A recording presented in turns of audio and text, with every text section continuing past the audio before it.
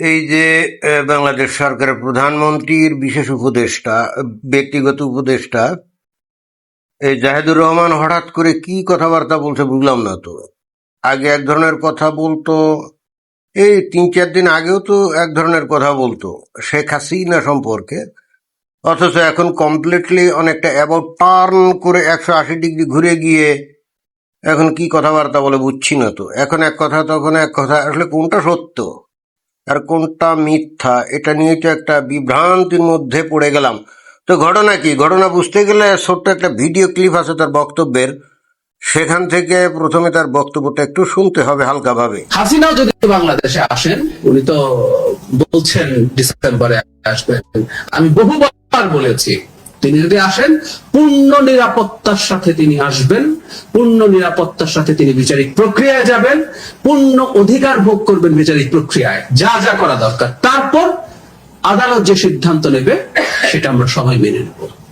এই যে আপনি বললেন যে শেখ হাসিনা যদি আসেন ডিসেম্বরে, যেমন উনি আসতে চেয়েছেন, তাহলে আপনারা কি করবেন? পূর্ণ নিরাপত্তা দিবেন এবং পূর্ণ নিরাপত্তা দিয়ে তাকে রাখবেন এবং অতঃপর পূর্ণ নিরাপত্তা দিয়ে তাকে কোর্টে নিয়ে যাবেন এবং তারপরে কোর্টে যে বিচার আচার হবে, বিচারক যে রায় দিবে ওটাই আপনারা মেনে নেবেন। এটা তো এখন বললেন, অর্থাৎ হ্যাঁ এটাই তো হওয়ার কথা। এবং শেখ হাসিনা বেসিক্যালি তো এরকমভাবেই তো বাংলাদেশে আসবেন এবং উনি তো বলছেন যে উনি এসে ওনার যে নেতা টেতা আছে যারা তার সাথে আসবে, সবাই মিলে একসঙ্গে তারা আদালতে ইয়ে করবেন, আত্মসমর্পণ করবেন, এটা তো উনিও বলছেন।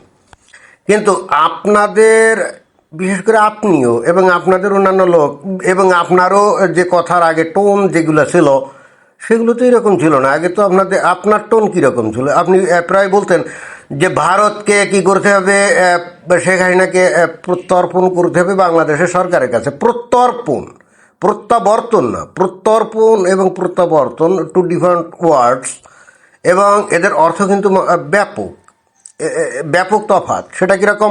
প্রত্যর্পণ হলো বাংলাদেশ এবং ভারতের সাথে বন্দি বিনিময় চুক্তি আছে। তো আপনারা বারবার এটাই বলতে চাচ্ছেন যে ওই চুক্তি অনুযায়ী ভারত সরকার শেখ হাসিনাকে বাংলাদেশে প্রত্যর্পণ করবে, এটাই আপনারা তো এতদিন দাবি করে আসছেন, তাই না? আর শেখ হাসিনা বলতেছেন আমি প্রত্যাবর্তন করব, নট প্রত্যর্পণ। এবং ভারত সরকারও বস্তুত ওই চেষ্টাই করে যাচ্ছে। তো তফাৎটা কি? তফাৎটা হলো এখানে আপনারা শেখ হাসিনাকে ভারতে একজন বন্দিনী, একজন কয়েদি বা বন্দিনী, একজন অপরাধী হিসাবে সাব্যস্ত করছেন। কিন্তু বিষয়টা প্রত্যর্পণ যে চুক্তি ভারতের সাথে আছে, যেটা নাকি স্বয়ং শেখ হাসিনা নিজেই করেছিলেন, সেখানে তো বিষয়টা এরকম না।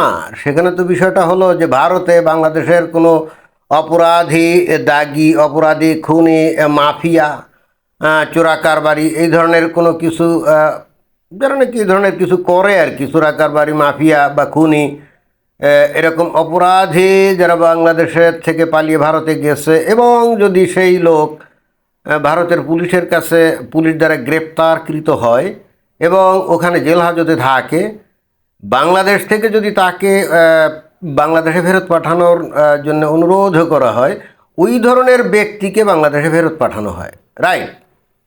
কিন্তু শেখ হাসিনা তো ওইভাবে পালায় যান নাই। শেখ হাসিনাকে তো একেবারে রীতিমতো বাংলাদেশের তৎকালীন যে সরকারের হর্তাকর্তা বাংলাদেশের সেনাবাহিনী, তাই না, যারা নাকি তখন সে 5 আগস্টের দিন যারা নাকি দেশের মানে মালিক ছিল, তারাই তো একেবারে সরকারি বিমান এবং সেনাবাহিনীর বিমান যোগে তাকে একেবারে সসম্মানে ভারতে এবং ভারতের সরকারের অনুমতি সাপেক্ষে সেখানে পৌঁছে দিয়েছে। এখানে তো শেখ হাসিনা পালিয়ে যান নাই। আপনারা যতই বলা বলি করেন, যতই প্রচার করেন না কেন, শেখ হাসিনা তো আসলে পালায় নাই, এটাই তো সত্য। আপনারা হাজার মুখে, লাখো মুখে, কোটি মুখে ওই পালিয়ে গেছে পালিয়ে গেছে এই ন্যারেটিভ ফেসবুক, ইউটিউব সব জায়গায় আপনারা দিয়ে যাচ্ছেন, কিন্তু পাবলিক তো দেখেছে যে উনি পালাননি, বরং সেনাবাহিনী তাকে একেবারে প্রধানমন্ত্রীর প্রোটোকলে ভারতে নিয়ে পৌঁছে দিয়ে আসছে, তাই না? তাহলে এটা এটা তো পালানো না। পালানো মানে কি? উনি যদি ওনার ওই কোনো ব্যক্তিগত বিমান টিমান থাকতো এবং তার পরিবার পরিজন নিয়ে সেই ব্যক্তিগত বিমানে উঠে যদি তড়িঘড়ি বিমান চালিয়ে উনি চলে যেতেন, হ্যাঁ সেইটা হতো পালানো। যেমন সিরিয়ায় বাশার আল আসাদের যখন পতন ঘটে, তখন কিন্তু তার সেনাবাহিনী তাকে কিন্তু ওই এয়ারপোর্টে পৌঁছায় দেয় নাই। আর যদি পৌঁছে দেয় সেটা অনানুষ্ঠানিক, অর্থাৎ গোপনে। বাশার আল আসাদ এবং তার পরিবার কী করলো, গোপনে গিয়ে এয়ারপোর্টে চলে গেল এবং তাদের যে ব্যক্তিগত বিমান ছিল ওটাতে উঠেই তারা কিন্তু সোজা রাশিয়ায় চলে গেল। হ্যাঁ, এটাই হলো পালিয়ে যাওয়া। কিন্তু শেখ হাসিনা পালাননি। ফলে এই যে গত 2 বছর ধরে খালি প্রত্যর্পণ প্রত্যর্পণ প্রত্যর্পণ বলে যাচ্ছেন, মানে এইগুলো কি কারণে বলে যাচ্ছেন, মানে গোয়েবলসীয় ফর্মুলা আপনারা ইউজ করছেন যে একটা মিথ্যা কথাকে যদি হাজার মুখে বলা হয় সেটা সত্য হয়ে যাবে। কিন্তু সেইটা গোয়েবলসের সময় ইনফরমেশন টেকনোলজি ছিল না, তখন এরকম সোশ্যাল মিডিয়া ছিল না। অর্থাৎ তখন হয়তো একটা মিথ্যে কথাকে ওইরকম বলে বলে মানুষকে বোঝানো যেত, বাট এখন তো সেটা সম্ভব না। এখন তো গোয়েবলসীয় ফর্মুলা তো এখন চলবে না। মানুষের হাতে হাতে মোবাইল, স্মার্টফোন, রাইট? এবং প্রত্যেকেই ফেসবুক দেখে, ইউটিউব দেখে, খবর দেখে। এবং শেখ হাসিনা উনি কীভাবে বাংলাদেশ থেকে ভারতে গেছিলেন সবাই তো দেখছে। উনি যে পালিয়ে যান নাই, সেনাবাহিনী যে তাকে নিয়ে গেছিলো এটা তো সবাই জানে। তাহলে এখানে প্রত্যর্পণ চুক্তি অনুযায়ী তো ভারত শেখ হাসিনাকে বাংলাদেশের কাছে প্রত্যর্পণ করবে না। তো এই জিনিসটা জানা সত্ত্বেও এই গত 2 বছর ধরে ওই একই ভ্যানানি করে গেছেন এবং ভারত সরকারকে বলছেন যে তাকে প্রত্যর্পণ করো, কি করছেন না? এবং আপনিও যখন এই যে উপদেষ্টা হলেন তারপরেও তো অনেকবারই তো একই কথা বলছেন। আর এখন যে কথা বলছেন এটা হলো প্রত্যাবর্তন, অর্থাৎ উনি আসবেন, একেবারে প্রোটোকল সহকারে আসবেন, তারপরে তাকে নিরাপত্তা দিয়ে নিরাপদ জায়গায় রাখবেন, এরপর তাকে নিয়ে মানে তাকে সুযোগ দিবেন উনি যেন কোর্টে হাজিরা দেন, অর্থাৎ আত্মসমর্পণ করেন, যেটা উনি নিজেও বলেছেন। তো এটা তো প্রত্যাবর্তন হলো। এখন কথা হচ্ছে যে হঠাৎ করে এই অ্যাবাউট টার্ন করার অর্থ কী? প্রত্যর্পণ মানে তাকে একেবারে রীতিমতো কয়েদি বানিয়ে হাতে হাত করা, পায়ে পায়ে বেড়ি দিয়ে নিয়ে আসা। এবং এটার অর্থ ছিল এরকম যে সেক্ষেত্রে উনি আর আইনের কোনো সুযোগ উনি পেতেন না, কারণ ট্রাইব্যুনালে তার যে বিচারে রায় হয়েছিল ওই ফাঁসির রায়, তো এইটা নাকি 1 মাসের মধ্যে নাকি আপিল করতে হয়। তো এখন তো 1 মাসের বেশি, 8, 9, 10 মাস হয়ে গেল। তো আপনারা তো বেসিক্যালি যেটা চাইছিলেন সেটা হলো যে ওখান থেকে ওই পায়ে বেড়ি হাতে হাত করা দিয়ে ধরে এনে সোজা ওই কন্টেম সেলে রাখবেন এবং তার পরের দিন রীতিমতো ওই ফাঁসিতে ঝুলিয়ে দেবেন। আপনারা এতদিন যে সমস্ত কথাবার্তা বলছিলেন তার টোন তো এরকমই ছিল। উনি কোনোভাবেই আর আইনের সাহায্য পাবেন না, কোর্টে আত্মসমর্পণ করার সুযোগ পাবেন না, এটাই তো বলে আসছেন, তাই না? আর এখন এই সমস্ত কথা বলছেন, বুঝলাম না হঠাৎ করে আপনাদের মতিভ্রম ঘটলো কি না, আমরা ঠিক বুঝলাম না। কিন্তু আপনারা যদি এই কাজ করেন তাহলে এই যে বাংলাদেশের যে আন্দোলন যারা করেছিল, এনসিবির যে হোলাবাইন, আমেরিকার টাকা পয়সায়, তাই না, এবং আমেরিকার রাষ্ট্রদূতের নির্দেশে, তো তাদের কি অবস্থা হবে? তারা কি এটা মানবে? তারা যদি আপনাদের বিরুদ্ধে আন্দোলন শুরু করে দেয় তখন কি বলবেন বা কী করবেন সেটাও তো বুঝছি না।